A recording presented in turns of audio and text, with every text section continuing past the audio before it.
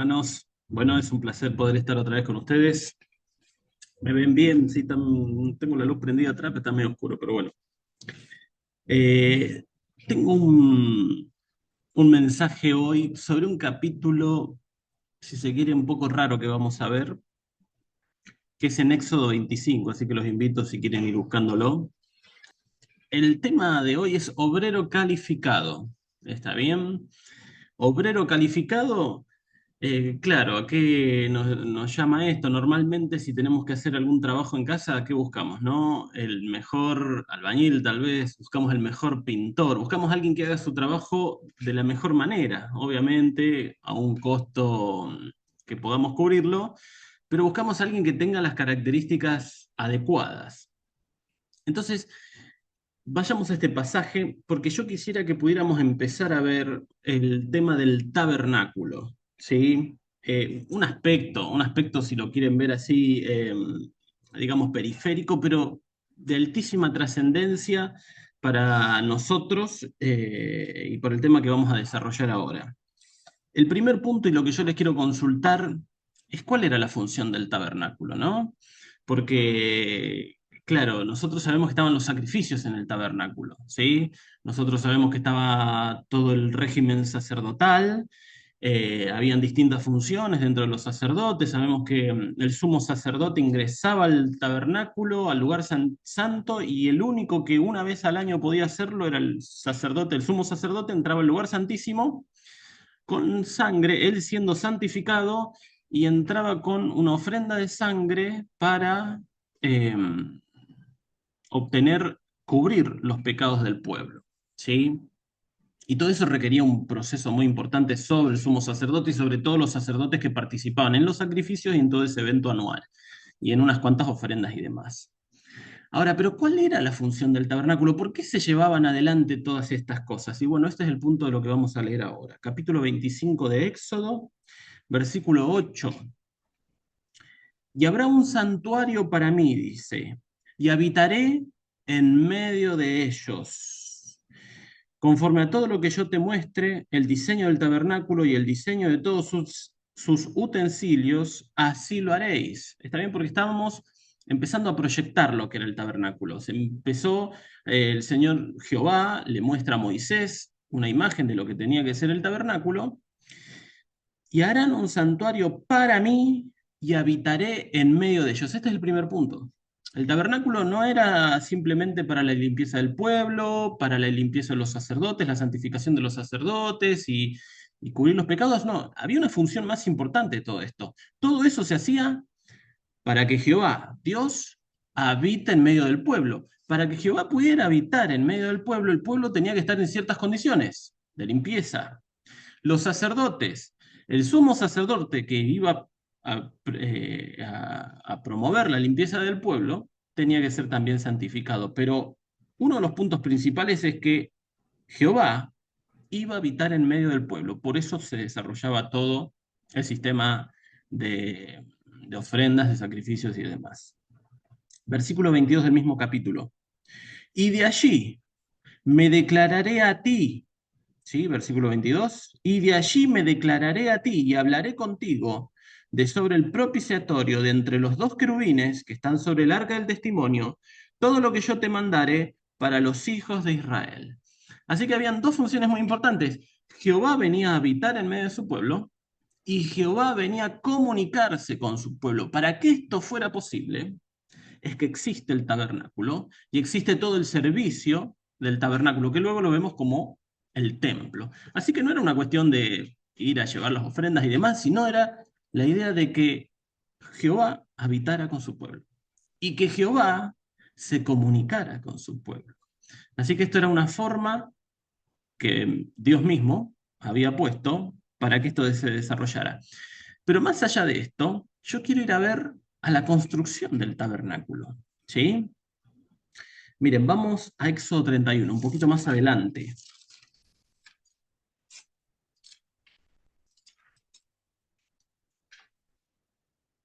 Luego de que Dios le muestra a Moisés cómo tenía que ser el tabernáculo, define los materiales con los que se debía desarrollar, Se llama al pueblo a que traigan ofrendas de todos los materiales del tabernáculo, de oro, de pieles, de púrpura, de incienso y cuantas cosas más, de aceite y otros metales también más. Ahora había que construir el tabernáculo.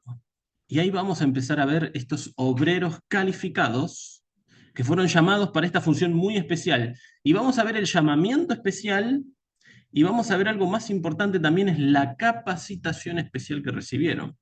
Así que vamos a Éxodo 31, versículo 1. Habló Jehová a Moisés diciendo, mira, yo he llamado por nombre a Bezalel, hijo de Uri, hijo de Ur, de la tribu de Judá, y lo he llenado del Espíritu de Dios. Un paréntesis. Sabemos que en el Antiguo Testamento el Espíritu no moraba permanentemente en el pueblo de Dios, en ninguna persona lo hacía así. Eh, no solo que no estaba permanente, sino que venía y se iba el Espíritu Santo y no estaba en todos, ¿sí? Pero miren estas personas, estos trabajadores, estos artesanos, estas personas que tenían habilidades específicas en la manipulación de elementos, conformación de materiales. Versículo 3, respecto a Bezalel, lo he llenado del Espíritu de Dios, en sabiduría y en inteligencia, y en ciencia y en todo arte, para inventar diseños, para trabajar en oro, en plata y en bronce, y en artificios de piedra para engastarlas, y en artificios de madera para trabajar en toda clase de labor. Y aquí que yo he puesto con él a Aholiab, un segundo personaje que tenemos acá, hijo de Ahisamac, de la tribu de Dan, y he puesto sabiduría en el ánimo de todo sabio de corazón para que hagan todo lo que te he mandado. O sea, el Señor preparó a dos personas, a Bezalel y a Oliab, ¿está bien? Y a un montón de personas que se iban a acoplar a ellos, ¿sí? Y el Señor los capacitó. Específicamente a Bezalel lo llenó del Espíritu de Dios. Lo capacitó en ciencia, sabiduría, para manipular la plata, el oro, el bronce y los demás materiales que tenían que usar. Versículo 7. El tabernáculo de reunión, los elementos que tenían que fabricar, ¿no? El tabernáculo de reunión, toda la carpa, el atrio, el perímetro del atrio, el arca del testimonio, el propiciatorio que está sobre ella y todos los utensilios del tabernáculo, la mesa y sus utensilios, el candelario limpio y todos sus utensilios, el altar del incienso, el altar del holocausto y todos sus utensilios, la fuente y su base, lo bueno, etcétera, etcétera, un montón de partes. Versículo 11, el aceite de la unción y el incienso aromático para el santuario harán conforme a todo lo que te he mandado. ¿Está bien? Esto es muy importante. Todavía no se había desarrollado la obra, recién estaba en la mente de Moisés, obviamente en la mente de Dios, y estos trabajadores habían sido capacitados para poder desarrollar esto.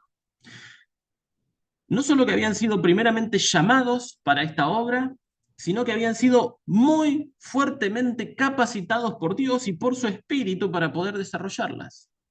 Pero algo muy interesante en todo esto es que no solamente que fueron llamados a la obra, fueron capacitados para la obra, sino que estaba asegurado el éxito de esto. Y esto qué interesante, ¿no? Porque dice, harán conforme a todo lo que te he mandado. Podemos seguir leyendo todo el capítulo y el capítulo siguiente, cómo hay más detalles sobre esto y cómo se sumó gente y demás. Pero estaba asegurado el éxito. Dios estaba llamando a personas específicas para una labor. Dios estaba capacitando a través de su espíritu a estas personas para la labor. Y Dios estaba asegurando el éxito. ¿Sí? Entonces ahora podemos preguntarnos nosotros, ¿sí? ¿Esto funciona ahora para los creyentes de hoy en día? ¿Funciona para la iglesia? ¿Tenemos seguridad de alcanzar éxito en el llamado que tiene Dios para nosotros? Primeramente, claro, ¿estamos escuchando el llamado de Dios? ¿Estamos recibiendo la capacitación de parte de Dios? Miremos hacia nuestro alrededor, las cosas que nosotros hacemos, los ministerios que desarrollamos en la iglesia, nuestra familia, nuestros hijos. eh, la comunión con nuestros hermanos. ¿Estamos teniendo éxito en estas cosas, en nuestra vida, en nuestra iglesia? Aparecen problemas en nuestra familia, aparecen problemas en nuestra iglesia. ¿Estamos resolviéndolos con poder y con éxito de parte de Dios? Y esto es algo que yo me pregunto, ¿no? Me pregunto para mí primeramente, para mi familia, para mi hija, para mi esposa, para mí mismo personalmente, para mi iglesia. ¿Alcanzo con éxito el objetivo que Dios tiene planteado para mi vida? ¿La tarea, el ministerio que estoy pasando? ¿La prueba que estoy transcurriendo? ¿La dificultad o incluso tal vez la disciplina o el castigo de parte de Dios?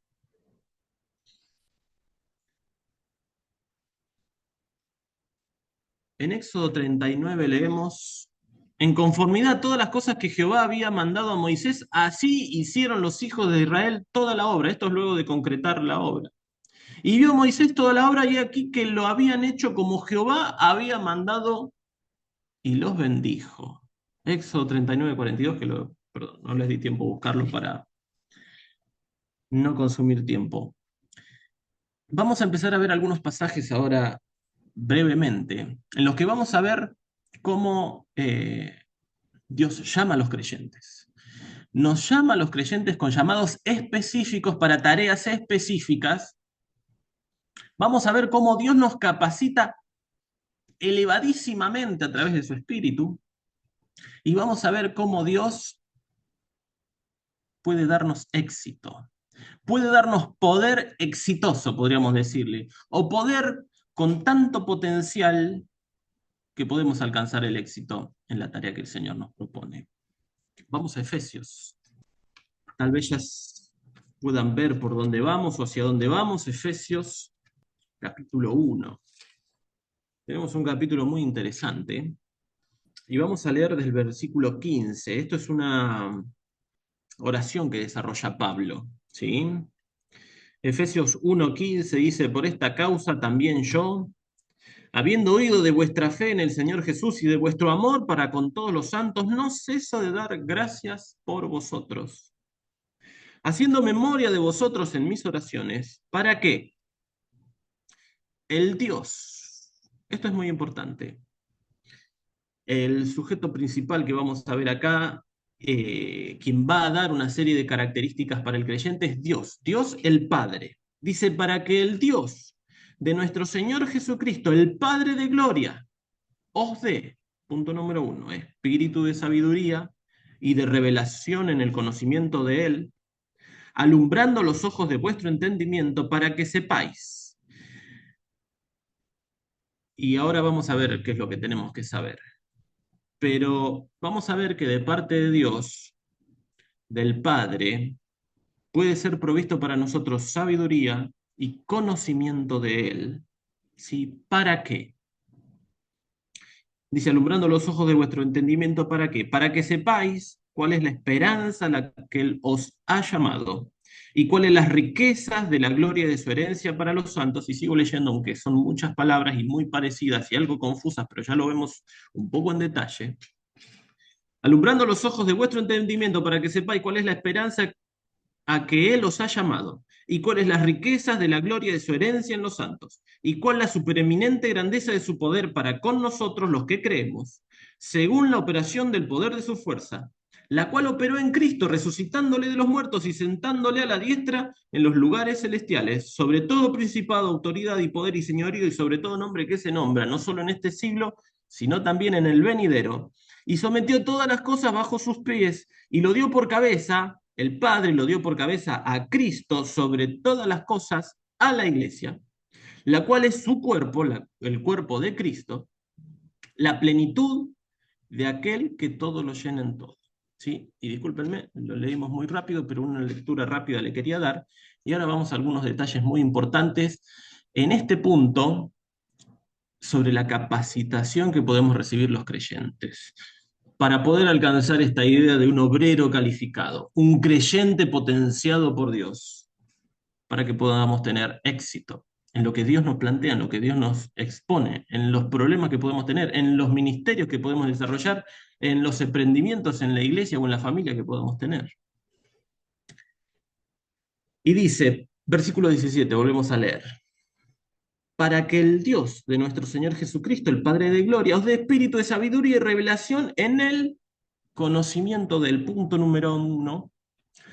Lo que el Señor nos puede proveer es conocimiento de Él, alumbrando los ojos de vuestro entendimiento para que sepáis cuál es la esperanza a la que Él os ha llamado y cuáles las riquezas de la gloria de su herencia con los santos, la esperanza y la herencia a la que estamos sometidos, segundo punto. Y tercero, y cuál es la supereminente grandeza de su poder. El tercer punto que tenemos acá es el poder de Dios. Conocimiento de Dios, una esperanza, ¿sí? Una herencia. Y tercer punto, que conozcamos el poder de Dios. Y esto es muy interesante, ¿sí? Porque claro, conocimiento de Dios, conocemos al Padre, conocemos cómo es el Señor, sí, podemos ir a una teología sistemática y podemos ver cuál es, que Dios, por ejemplo, es omnipotente, tiene mucho poder Dios. Podemos ver que Dios es omnipresente, sí, claro, está en todos lados. Omnisciente, sabe todo, sabemos que es eterno, sabemos que Dios es inmutable, sabemos que Dios es amor, y bueno, podemos empezar así a enumerar montones de características de Dios. Pero claro, ¿y cómo me involucra a mí esto? Claro, yo puedo empezar a ver mi entorno y empezar a ver mis situaciones, ¿sí? Puedo empezar a ver lo que me está sucediendo, pero si yo conozco al Padre, si yo conozco a Dios, yo conozco que Dios es amor, y empiezo a leer en su palabra y veo que siempre estuvo tratando de llamar a su pueblo para que vuelva a él, ¿sí? Vemos desde Génesis, el Éxodo, cuando ya empieza a trabajar con el pueblo, el Señor, vemos un pueblo rebelde, lo terminan, ni lo sacó todavía de Egipto y era rebelde, lo saca a su pueblo de Egipto y todo el tiempo el pueblo murmurando una vez y otra vez, en el momento que pudieron se armaron un becerro y lo empezaron a adorar cuando Moisés estaba, ¿sí? En el monte.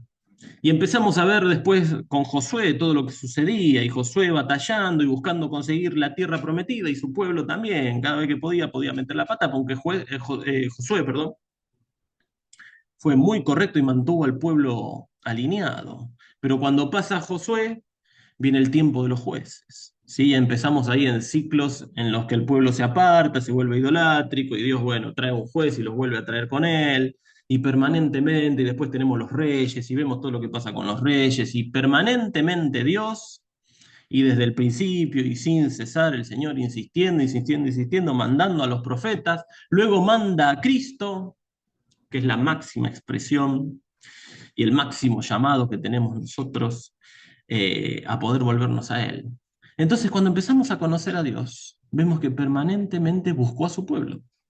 Vemos que hoy permanentemente me está llamando a mí, nos está llamando a cada uno de nosotros para que dejemos el pecado, para que dejemos las distracciones, para que dejemos este mundo y nos volvamos a Él y nos conduzcamos correctamente. Entonces, cuando yo conozco a Dios, cuando lo conozco en la palabra, entiendo. Entiendo que todo lo que me puede estar pasando es algo que el Señor pone en mi vida. Y tal vez es una prueba, es para mejorarme a mí. Y tal vez si me estoy alejando, el Señor pone disciplina, pone castigo para que yo me vuelva a Él. ¿Sí? Así que entonces empiezo a entender que Dios es bueno, que Dios es amor, que Dios envió a su Hijo para que yo sea salvo. Y ahora permanentemente está buscando que yo esté próximo a Él, cercano a Él, a pesar de que ya sea un creyente salvo y que vaya a estar eternamente con Él. Él quiere que diariamente yo viva en una vida de confesión de pecados, en una vida de comunión con Él, cercano a Él, obedeciéndolo, porque eso es lo mejor para mí, es lo mejor para mi familia, es lo mejor para mi iglesia. Personalmente para mí es lo mejor, para cada uno de nosotros. Así que claro, entonces digo, no, ahora lo conozco a Dios, lo puedo conocer, lo puedo palpar, como diría Job, y digo, excelente, Dios me ama y Dios busca que me vuelva a Él, pero bueno, otra vez, ¿sí? Vamos a nuestro segundo punto, ¿sí? Entonces yo lo conozco a Dios y ahora conozco la herencia. Conozco que el Señor está preparando un lugar para mí. Conozco que el Señor va a venir a salvar a su iglesia. En el arrebatamiento va a llevar a su iglesia. A todos los que hayan muerto o muramos en la tierra vamos a ser arrebatados con Él y vendremos a reinar con Él en el milenio. Está asegurado eso. Tenemos una vida eterna con el Padre, tenemos una herencia enorme con Dios, pero claro, yo me miro hoy, veo los dolores que tengo, veo las dificultades, las enfermedades, los problemas económicos, las pruebas, las rupturas, los daños, y digo, qué lejos que estoy de eso, ¿no? Pero tenemos que mirar ese futuro. Es importante que yo conozca a Dios, que todo lo que me está pasando es para que yo me acerque a Él. Tengo que mirar a ese futuro, a esa herencia, a ese porvenir glorioso, que incluso en esta tierra tenemos promesas de Dios, de felicidad y de estar con Él. Entonces, pero claro, yo miro lo que me está pasando y digo, y esa herencia es excelente, pero ¿y cómo alcanzo eso? Si yo estoy teniendo problemas con mi esposo o con mi esposa, ¿y cómo llego a esa bendición de Dios, a ese orden de Dios? Y sí, ya vendrá algún tiempo que yo estaré con el Señor permanentemente, pero ¿y cómo alcanzo aquello? Es tan distinto, tan lejano, faltan tantos años, faltan cuántas cosas. Yo tengo problemas hoy, ¿sí? Problemas en mi iglesia, tengo problemas de mi conducta, hoy en día eso es gravísimo, pecados arraigados, conductas nefastas que no puedo dejar, carácter que no puedo modificar. Entonces lo conozco a Dios, conozco la herencia, pero ahí viene el tercer punto, ahora viene el poder de Dios, ¿sí? Y esto es muy importante, ¿sí? Para que yo pueda empezar a vivir ese futuro ya acá en la tierra, pueda empezar a vivir una vida de gozo junto al Señor, como dice Santiago, ¿sí? Que estemos, ay, se me fue el pasaje, pero eh, que tengamos sumo gozo, ¿sí? Cuando nos hallemos en diversas pruebas, ¿sí? ¿Cómo es que puedo hacer eso? Eso lo puedo hacer a través de su poder. Y quiero que leamos un poquito, ¿sí? El versículo 19 ahí de Efesios capítulo 1 dice, entre lo que viene diciendo, que podamos conocer, dice, cuál la supereminente grandeza del poder para con nosotros, de su poder para con nosotros, los que creemos según la operación del poder de su fuerza. Montones de palabras complejas. Tendríamos que ir al original y verlo, pero yo quisiera leerlo esto un poquito en una Biblia, otra versión, ¿sí? La Biblia textual número 4, ¿sí? La Biblia textual número 4 dice, y que conozcamos, ¿no? ¿Cuál es la inmensurable grandeza de su poder? Sabemos lo que es mensurar, ¿no? Medir algo, ¿sí? Yo puedo medir, ¿no? Este casillero donde estoy yo, tantos centímetros por tantos centímetros acá, ¿sí? Si quiero medir el mundo, bueno, no puedo usar una, ¿no? Una regla, una cinta métrica. Si quiero medir la distancia entre las estrellas, y algunos la miden, ¿no? Con algunas formas, pero es algo, podríamos decir, inmensurable. ¿Qué cantidad de estrellas hay ahí? Y es imposible mensurar eso. Y ahí tenemos la idea del poder de Dios. Inmensurable grandeza de su poder, un poder enorme que tiene Dios, ¿sí? Sabemos que es omnipotente Dios, pero tiene un gran poder. Pero miren esto, para con nosotros. O sea, este gran poder que como leemos en el versículo siguiente dice que lo levantó a Cristo de los muertos y lo puso allá a la altura con el mismo Dios, a la diestra de Dios. Y podemos leer en el capítulo 4 de mismo de Efesios, que dice que cuando subió, dice, lo llenó todo Cristo. Ese poder, ese poder inmensurable, está a disposición para los creyentes, los que creemos, conforme a la energía de su poderosa fuerza. Esto es la Biblia textual número 4 otra vez, ¿sí? Es un poder inmensurable, es para con nosotros y es conforme a la energía de su poderosa fuerza. ¿Saben? Hay una palabra que acá está traducida como operación y es la palabra que se traduce como energía al castellano y habla de una capacidad real de alcanzar objetivos, ¿sí? La idea de energía es un poder eficaz. Cuando habla de la operación de su fuerza, cuando habla en 1 Corintios también de las diferentes operaciones que tienen los creyentes, que son dadas por Dios, habla de poder efectivo. Cuando Dios da poder, cuando Dios da capacidad, da poder efectivo. ¿Qué quiere decir esto? Que va a alcanzar lo que tiene que alcanzar.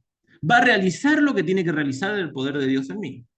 Entonces, claro, nosotros vivimos en una posición, discúlpenme que lo diga así, miserable, ¿no? Y claro, yo soy un humano, y Dios puede todo, pero yo soy un pobre hombre pecador y yo no puedo, y yo soy imperfecto, y algún día alcanzaré la perfección con el Señor, pero acá no puedo. Pero acá vemos en su palabra que eso es mentira. Nosotros tenemos el poder de Dios disponible para nosotros. Este poder que lo levantó a Cristo, lo resucitó de los muertos y lo puso a la diestra del Padre, es para con nosotros, dice la palabra. A veces nos dormimos en esta idea, en este engaño de Satanás, de que somos imperfectos y que no podemos solucionar cosas grandes. Grandes problemas familiares no se pueden resolver. Grandes dificultades económicas, de salud, de cualquier cosa, no las podemos resolver. Son inalcanzables, no hay forma. No puedo cambiar mi carácter. No puedo dejar un pecado. Es imposible. Pero si leemos la palabra, vemos que este poder efectivo, este poder eficaz, está disponible para los creyentes. No quiero decir ahora que somos Superman, ¿no? Y que salimos volando y atravesamos todas las paredes. Y que cualquier problema que aparezca lo vamos a resolver, porque ahí, eso pasó con Pablo. Dice que 3 veces le pidió que le quite ese aguijón en la carne que tenía, pero le dijo el Señor, bástate mi gracia. Dijo, eso se va a quedar con vos. No te lo voy a quitar. Pero a veces el Señor nos va a hacer un llamado específico, nos va a dar una capacitación poderosa a los creyentes y nos va a dar éxito en la tarea que tenemos que desarrollar. Sí, hermanos, esto es así. Lo vimos con Bezalel y uy, qué nombre raro que tenía, Aholiab, en la construcción del templo, y lo podemos ver en los creyentes. Para aquello que el Señor ponga en nuestra vida, que tenemos que resolver, que tenemos que hacer, ese ministerio muy complicado, difícil, alcanzar tal vez algún creyente, resolver tal vez alguna situación personal, o en la familia, o en la iglesia, si el objetivo está puesto por Dios, si el llamamiento es de Dios, y si la capacitación es de Dios, y aparece el poder de Dios, se puede tener gran éxito, extraordinario. ¿Sí? Otra vez, no es que vamos a salir a levantar cosas muy pesadas, sino que si el Señor pone un ministerio, un llamamiento, nos va a capacitar y nos va a dar éxito en esa tarea. Cosas que son inamovibles. Por ejemplo, no, creo que ya se los comenté alguna vez, que pasó con el grupo de jóvenes que teníamos en la iglesia, eran pocos jóvenes. Y los jóvenes que yo ya era un poquito grande, aunque seguía siendo joven, pero estaban un poco angustiados porque eran pocos jóvenes. Y empezamos a orar y empezamos a trabajar. Y ahora vamos a ver esto, de los obreros calificados y los obreros que están trabajando y en una dependencia de Dios y cómo el Señor provee. Y pasó en nuestra iglesia que Dios empezó a proveer jóvenes. Y tenemos un lindo grupo de jóvenes hoy en día y trabajamos. Y el sábado pasado hicimos un cierre de actividades, nos fuimos de un picnic y yo veía al grupo todo contento y digo, qué bendición de parte de Dios. Y yo podía traer jóvenes, yo podía hacer que te hayan. No, eso viene de parte de Dios. El Señor hace llamamientos específicos, capacita, pero el éxito, el poder lo da Dios y la efectividad la da Dios. Así que tenemos que orar, hermanos. Tenemos que buscar al Señor. Y tenemos que estar conscientes de que este poder efectivo existe y está disponible para los creyentes. Y cuál la supereminente grandeza de su poder para con nosotros, los que creemos, según la operación del poder de su fuerza, conforme a esa gran operación que tiene Dios, esa energía que tiene Dios para obtener resultados a través de su poder, está disponible para los creyentes. Y quisiera que vayamos a un ejemplo. Hechos 13. Vamos a encontrar cómo inicia el primer viaje misionero. En Hechos 13, versículo 1, dice, había entonces en la iglesia que estaba en Antioquía, profetas y maestros. Sabemos que estos eran dones espirituales, dones dados por su espíritu, por el Espíritu de Dios, a los creyentes. Sabemos que todos los creyentes tenemos dones espirituales. Hay en el orden de 18 dones espirituales. Algunos creemos que ya no están en funcionamiento o vigentes u operantes, pero hay otros que sí. Dice, había entonces en la iglesia que estaba en Antioquía profetas y maestros. ¿Quiénes? Bernabé, Simón, el que se llamaba Níger, Lucio de Cirene, Manahem, el que se había creado junto a los de Herodes, el tetrarca, y Saulo. Y miren esto, estaban estos 5 hermanos con dones de profecía y de maestro. Versículo 2. Ministrando estos al Señor y ayunando, dijo el Espíritu Santo, apartadme a Bernabé y a Saulo para la obra que los he llamado. Entonces, habiendo ayunado y orado, les impusieron las manos y los despidieron. Ellos entonces, enviados por el Espíritu Santo, descendieron a Seleucida y de allí navegaron a Chipre. Y llegando a Samaria, anunciaron la palabra de Dios en las sinagogas, y ahí es que comienza el primer viaje misionero. ¿Sí? Pero miren esto, versículo 2. Ministrando estos al Señor y ayunando, dijo el Espíritu Santo, esto es muy interesante, ¿cómo les dijo el Espíritu Santo, no? Apartadme a Bernabé y a Saulo para la obra que los he llamado. Y esto está muy bueno. Y esto está muy interesante. Punto número 1. Ministrando estos al Señor. Estos hermanos que tenían dones espirituales, detectados por toda la congregación, evidentemente, estaban ministrando al Señor. ¿Esto qué quieren decir? Que estaban trabajando en la iglesia, que estaban desarrollando ministerios, seguramente los que correspondían a sus dones de profecía y de maestro, de enseñanza. ¿Sí? Así que los creyentes, Pablo entre ellos, estaban trabajando para el Señor, estaban dedicados a la obra y ayunando. ¿Sí? Sabemos bien que lo que es esto del ayuno, ¿no? Claro, es dejar de comer. Bueno, por lo que vemos en la palabra, y no lo podemos desarrollar mucho ahora este punto, pero el ayuno lo podemos ver muy claramente en Isaías 58, lo que es el ayuno. Así que los invito a que si luego quieren, lean el capítulo, es excelente y para poder verlo bien a lo que refiere el ayuno. Pero el ayuno es dejar de lado cosas, ¿sí? Tal vez si para mí el problema es la comida, que, a ver, para todos, ¿no? Imagínense, ¿no? Si yo me preparo ahora un asado, ¿sí? Con papas y con achuras y con mucha bebida y me pongo a comer mucha cantidad de carne y demás, y si yo después me quiero sentar a leer la Biblia, ¿voy a poder concentrarme en la palabra? No, porque la verdad es que toda la sangre, no sé bien cómo es el sistema, pero dicen que se te va al estómago y la cabeza sirve para poco y nada en ese momento, ¿verdad? Así que, si yo me quiero dedicar al Señor, tengo que dejar de lado tal vez la comida, o tendría que comer un poquito menos, o me convendría comer una ensaladita si yo me voy a poner a leer la palabra después, si estoy buscándolo al Señor. El ayuno es la idea, es esa, es dejar de lado todo aquello que me estorba en la búsqueda de Dios.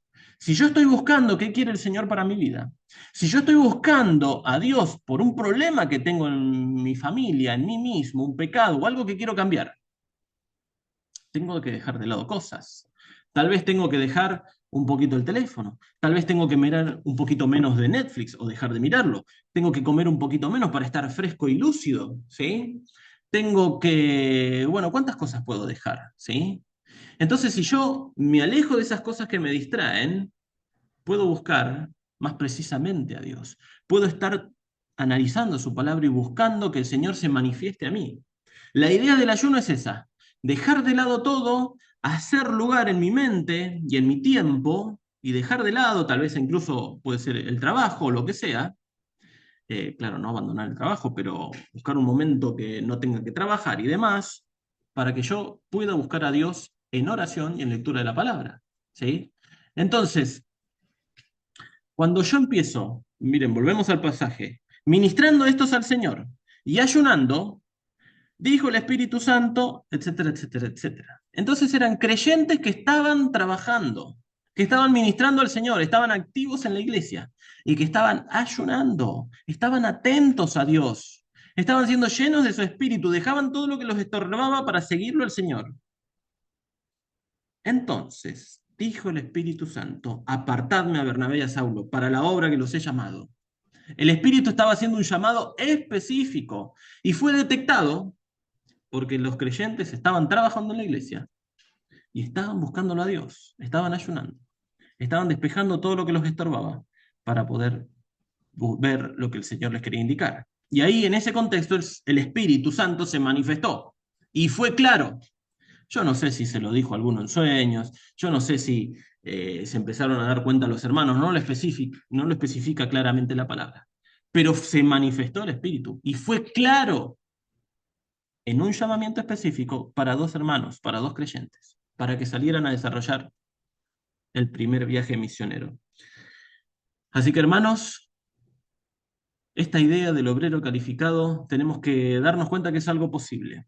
Tenemos que darnos cuenta que es posible que nosotros podamos empezar a enfrentar los ministerios, las responsabilidades en nuestra iglesia, las responsabilidades en nuestra familia o en la comunión eclesial,